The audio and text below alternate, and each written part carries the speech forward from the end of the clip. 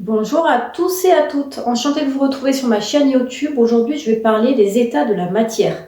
Alors, on connaît la matière physique, on appelle aussi la matière dense, que l'on voit avec nos cinq sens et qui est la matière qui nous entoure, qui constitue notre corps, la nature, le monde.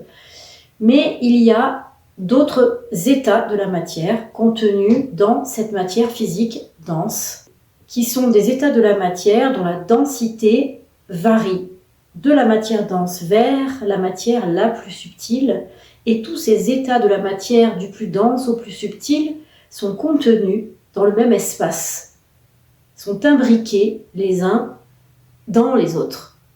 La matière subtile est une matière certes invisible avec nos cinq sens, mais qui n'est pas une matière vide, même si elle est transparente, elle est remplie de données informationnelles, et cette matière subtile agit sur la matière dense, elle structure la matière dense, et la matière dense agit sur la matière subtile.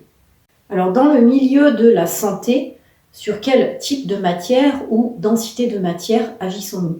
En réalité, sur différents types, différentes densités de matière. Si vous allez voir un kinésithérapeute, vous allez essentiellement avoir une action sur la matière physique dense. Si vous allez voir un chirurgien, c'est pareil. Si vous allez voir par contre un sophrologue, en utilisant la visualisation, il va plutôt agir sur la matière subtile. Donc, si on essaie de mettre des cases, des catégories, quand on agit sur la matière dense, on est sur de l'action physique. Quand on agit sur de la matière de plus en plus subtile, on est soit sur des tissus mous ou liquides du corps, ou on est sur ce qu'on appelle l'énergie. Et donc, on va pouvoir agir sur cet état subtil, cette matière subtile, plutôt avec soit des techniques ostéopathique très douce, de l'ostéopathie globale ou énergétique, ou bien lorsque vous allez utiliser tout ce qui est pouvoir de la pensée, de la visualisation également, vous allez plutôt agir sur la matière subtile. Et alors, une question que vous pourrez vous poser, c'est si vous allez voir un kinésithérapeute qui agit sur la matière physique dense, est-ce que, par conséquent, indirectement, il va agir sur la matière subtile, vu que ces densités de matière sont toutes contenues les unes dans les autres?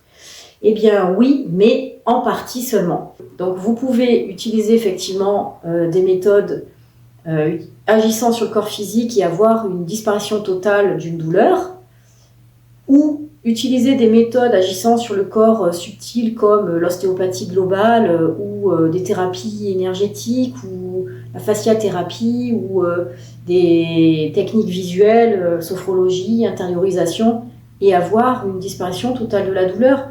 Mais je dirais que dans mon expérience, la plupart du temps, l'efficacité maximum est atteinte, donc la disparition de la douleur est réellement totale, c'est-à-dire qu'elle ne revient pas dans le temps où il n'y a pas des restes de douleur quand on utilise les deux méthodes. Donc, à la fois, méthode sur le corps physique et sur le corps subtil. Alors, pourquoi? Si j'essaie d'en expliquer les raisons, je dirais que parce qu'une douleur est complexe, elle est à la fois dans la matière physique, mais elle est également structurée dans la matière subtile.